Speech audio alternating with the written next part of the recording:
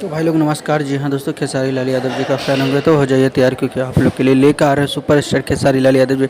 काफ़ी blast level के गाने, तो गाइस उसी गाने के बारे में बात करेंगे। तो जी हाँ दोस्तों, सुनने में आ रहा है खेसारी लाल यादव जी का नेक्स्ट प्रोजेक्ट जो है वो है यादव जी के झंडा 2। जी हाँ दोस्तों, बहुत जल्दी इस गाने को आप लोग के बीच में रिलीज़ किए जाएंगे। आशा करते हैं दोस्तों ये गाना आप लोग को काफ़ी पसंद आ जाएगा।